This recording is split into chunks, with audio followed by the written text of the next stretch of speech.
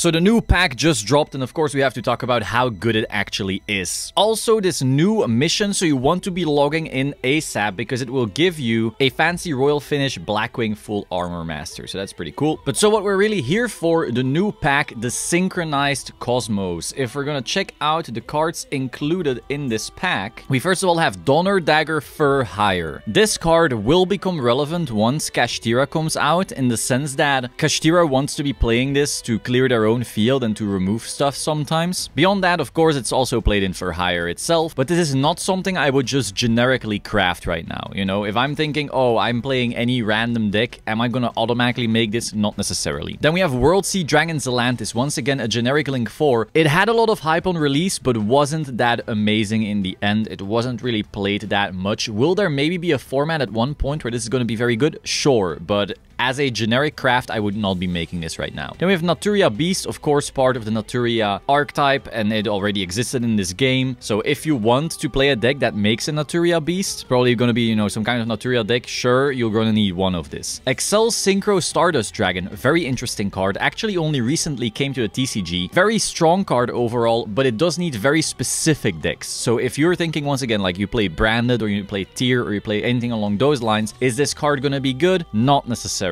So I would not go out and craft this right now, personally. Now, in the future, we will get a deck called Super Heavy Samurai, and then it will be very good. And if you play a deck that already plays Gamma, then it will also be pretty good. Because just resolving a Gamma plus driver makes this, and that makes a free Baron. So it's like good, but right now for the format, it's not super relevant just yet. Then we have the Goatee cards. Again, I'm not going to go super specific into the whole Goatee archetype. Overall, it is not very competitive. Is it decent? Is it fun? Sure. And if you like Goatee, you know, go ahead. Have fun with the fishes. But if you're purely looking for like, okay, what is going to help me climb right now in this game, Goatee is probably not it. Then we have the Ice Jade stuff. A very similar story to Goatee. I would not be using this right now. And then we have the Plunder Patrol Ship Yord. Plunder is cool. Okay, yeah, it's right now with Tier, again, good luck. But once Kashtira drops, Plunder is like an interesting little rogue deck. It puts a token on the opponent's board, which might not sound special, but against Kashtira, it's actually very strong to be able to do that. So then, you know, it will become a cool rogue contender, but it's not something I would be looking at right now. Again, if I want to be spending my gems wisely. Then we have Diabolantis, the Menacing Mantis. This card is very useful in like weird combo piles. So if you are trying to play like a Punk Therion type of pile deck, you want to have a copy of this. I do know that making Chaos Ruler is of course like very cool, but being able to like Diabolantis and then send a Borea, and then later on you'll be able to make like Spring and Sargass with this. There's like a bunch of combos that this thing will be able to give you. Now, of course, for insect decks, it might also be cute. Overall, though, I would not craft this unless you plan on playing like a Punk Therion combo pile in the future. For now, though,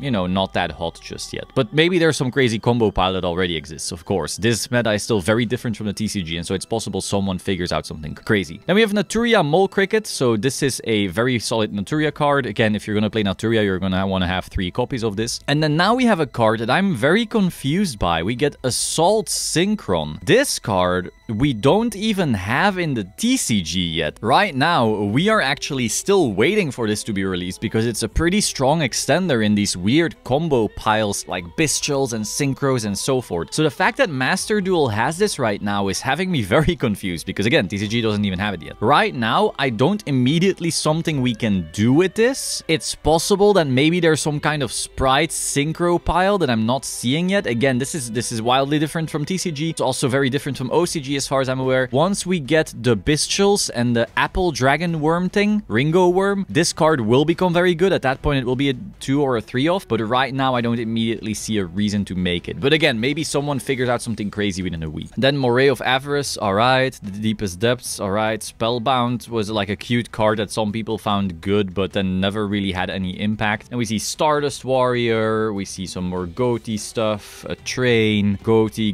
more Naturia, more Plunder. Here's some more Fur Hire cards. Wait, am I seeing it correctly that we don't actually have to spend a lot on Fur Hire? Okay, so if you're a Fur Hire fan, cool. Fur Hire Sprite was a real deck with Runic specific specifically. We saw that perform well at YCS London. But so from what I'm seeing, you basically have Naturia now. So is this pack worth it? In my opinion, I would not be pulling from this right now if you are purely looking to, you know, climb, because tier is still the best deck. And once they hit tier into the ground, which will still be a while because that was the previous pack, then it'll be something completely new. It'll still probably be Sprite. Naturia might become pretty good then though. But seriously, are you gonna pull from this pack and look at so many URs just to pull your Mole Cricket? Like, you can just spend 90 UR material and get your Mole Crickets that way. And you don't have to pull for all these other cards. Overall, this pack, it has like a few interesting cards that you might want, but it's like, okay, 1 Donner, okay, 1 Excel Synchro. Are you gonna pull for